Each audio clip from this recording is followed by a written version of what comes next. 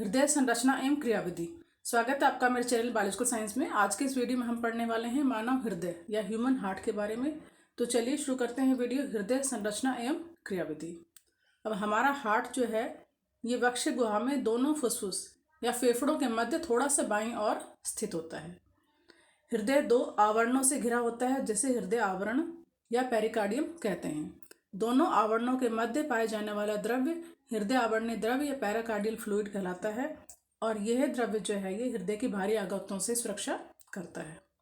अगर हम बाह्य संरचना की बात करें तो यह गुलाबी रंग का शंख आकार का होता है जो मनुष्य की मुट्ठी के माप का होता है और इसका वजन करीब 300 ग्राम होता है। अब देखते हैं इसकी आंतरिक संरचना। तो आंतरिक संरचना में मनुष्य का हृदय 4 वेशम या 4 भागों या कोष्ठों में विभाजित होता है। ऊपर के 2 वेशम आलिंद तथा नीचे के 2 वेशम निलय कहलाते हैं। निलय की दीवारें आलिंदों की दीवारों की अपेक्षा मोटी भित्ति की होती हैं। प्रत्येक आलिंद अपनी ओर के निलय में आलिंद निलय छिद्र द्वारा खुलता है। इस तरह से आप चित्र में देख सकते हैं। ऊपर के 2 कोष्ठक जो हैं ये आलिंद हैं और नीचे के 2 हैं जो ये निलय हैं। यह है बायां आलिंद और बायां निलय और यह है दायां आलिंद और दायां निलय। बायां आलिंद और बायां निलय जो है इसके बीच में एक कपाट है जिसे हम बिस्कस्बिड या द्विवल्नी कपाट कहते हैं। उसी प्रकार से दाएं आलिंद एवं दाएं निलय के बीच में एक कपाट पाई जाती है जिसे त्रिवल्नी या ट्राइकस्पिड वेल कहते हैं। यह कपाट जो है ये रक्त को विरुद्ध दिशा मतलब निलय से आलिंद में नहीं जाने देती, तो विरुद्ध दिशा में जाने से रोकती है। इसका मतलब रक्त जो है केवल आलिंद से निलय में ही आ सकता है। उसी प्रकार से आगे दोनों आलिंदों के बीच में एक पट पाया जाता है जिसे अंतर आलिंद पट या इंटर ऑरिकुलर सेप्टम कहते हैं। इसी प्रकार दोनों निलय के बीच में भी एक पट पाया जाता है जिसे अंतर निलय पट कहते हैं। बाएं आलिंद से फुसफुस शिरा आकर मिलती है और दाएं आलिंद से महाशिरा आकर मिलती है। बाएं निलय का संबंध अर्धचंद्राकार बॉल द्वारा महाधमनी से तथा दाएं निलय का संबंध अर्धचंद्राकार बॉल द्वारा फुसफुस महाधमनी से होता है। तो ये आंतरिक संरचना में और हम इसको साफ क्लियर देख सकते हैं। ये ऊपर के 2 आलिंद और ये नीचे के 2 निलय। यह है हृदय का बायां भाग और यह है हृदय का दायां भाग। अब जो बायां आलिंद है इससे फुसफुस शिरा मिल रही है, यानी फुसफुस शिरा जो है शुद्ध रक्त फेफड़े से बाएं आलिंद में ला रही है। बाएं आलिंद से रक्त जो है बाएं निलय में आता है और बायां निलय जो है ये महाधमनी में रक्त पहुंचाता है।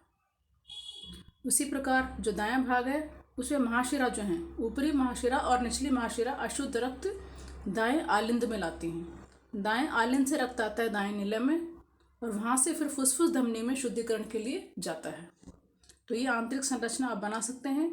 और हृदय के ऊपर जब आंतरिक संरचना पे कोई प्रश्न आता है तो इस तरह का चित्र बनाकर आप उसे नामांकन करके क्लियर कर सकते हैं।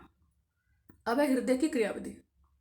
हृदय के आलिंद और निलय में संकुचन को सिस्टोल और शीतलन को डायस्टोल कहते हैं। तो हृदय के आलिंद और निलय में संकुचन और शीतलन दोनों क्रियाएं होती हैं। यह क्रियाएं एक निश्चित क्रम के में निरंतर होती रहती हैं जिससे हृदय की धड़कन या हृदय स्पंदन होता है। हृदय की एक धड़कन या स्पंदन के साथ एक कार्डियक चक्र पूरा होता है। एक चक्र में निम्नलिखित 4 अवस्थाएं होती हैं। पहला है शीतलन। इस अवस्था में दोनों आलिंद शीतलन अवस्था में रहते हैं और रुधिर दोनों आलिंदों में एकत्रित होता है। दूसरा है आलिंद संकुचन। आलिंदों के संकुचन होने को आलिंद संकुचन कहते हैं। इस अवस्था में आलिंद निलय कपाट खुल जाते हैं और आलिंदों से रुधिर निलय में जाता है। दायां आलिंद सदैव बाएं आलिंद से कुछ पहले संकुचित होता है। निलय संकुचन। निलयों के संकुचन को निलय संकुचन कहते हैं जिसके फलस्वरूप आलिंद निलय कपाट बंद हो जाते हैं एवं महाधमनियों के अर्धचंद्राकार कपाट खुल जाते हैं और रुधिर महाधमनियों में चला जाता है। फिर है निलय शीतलन।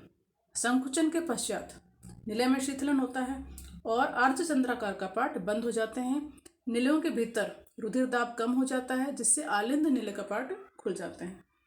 तो ये 4 जो हैं ये इसकी स्टेप्स हैं इसकी क्रियाविधि की।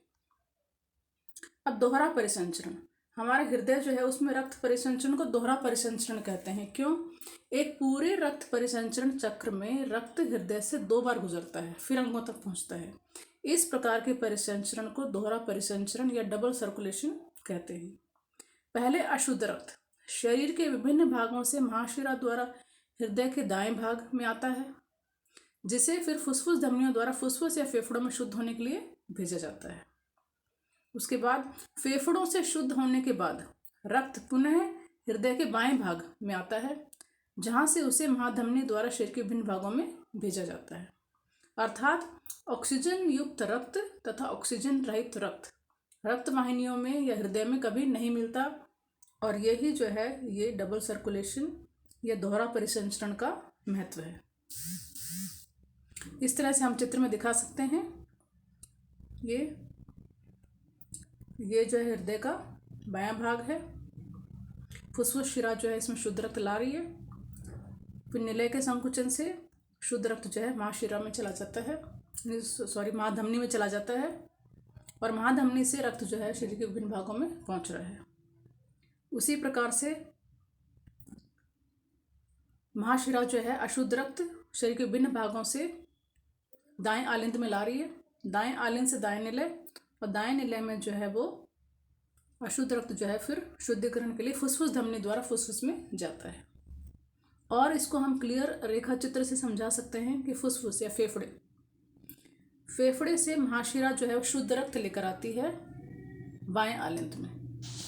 बाएं आलिंद से रक्त आता है बाएं निलय में, बाएं निलय से रक्त आता है महाधमनी में, और महाधमनी से शुद्ध रक्त जो है शरीर के विभिन्न भागों में चला जाता है। शरीर के भागों में जाने के बाद कोशिकाएं जो है वहाँ से ऑक्सीजन ले लेती हैं और CO2 जो है वापस विसरण द्वारा छोड़ देती हैं। यह CO2 वाला जो रक्त है, जिसे हम अशुद्ध रक्त कह सकते हैं, ये फिर महाशिरा द्वारा एकत्रित होकर दाएं आलिंद में आता है। फिर दाएं आलिंद से दाएं निलय में, और दाएं निलय से फुफ्फुस धमनी में शुद्धिकरण के लिए जा रही है, और फिर फुफ्फुस धमनी से फुफ्फुस पहुंचता है, जहां उसमें ऑक्सीजन गैस घुल जाती है। तो इस तरह से आप देख सकते हैं रेखा चित्र में क्लियर, आधे भाग में शुद्ध रक्त का परिसंचरण हो रहा है और आधे भाग में अशुद्ध रक्त का परिसंचरण हो रहा है। तो ये रेखा चित्र अगर आप बिना देखे बना सकते हैं, इसका मतलब आपको हृदय की संरचना और क्रियाविधि समझ में आ गई। अब देखते हैं हृदय स्पंदन या हार्ट बीट। हृदय के लयबद्ध संकुचन को हृदय स्पंदन कहते हैं। हृदय के संकुचन के लिए आवश्यक आवेग शिरा आलिंद नोड SAN द्वारा किया जाता है, जो दाएं आलिंद पर स्थित होता है। SAN हृदय की गति निर्धारित या पेसमेकर का कार्य भी करता है। इसके आवेग उत्पन्न करने की दर 72 से 80 प्रति मिनट होती है, और यही हमारी हृदय की धड़कन होती है। हृदय के एक स्पंदन होने से लेकर अगले स्पंदन के प्रारंभ होने तक के परिवर्तनों के क्रम को हृदय चक्र कहते हैं। सामान्य हृदय चक्र पूर्ण होने में 0.08 सेकंड लगते हैं। प्रति हृदय चक्र में 2 भाग होते हैं, सिस्टोल या संकुचन और डायस्टोल तथा शीतलन। सिस्टोल के समय त्रिवलनी तथा द्विवलनी कपाट के बंद होने से लब की ध्वनि होती है, तथा डायस्टोल के समय अर्धचंद्राकार कपाट के बंद होने से डब की ध्वनि होती है। हृदय ध्वनि को एक इंस्ट्रूमेंट के माध्यम से मापा जाता है, जिसे हम स्टेथोस्कोप कहते हैं। तो ये हो गया हृदय की संरचना एवं क्रियाविधि।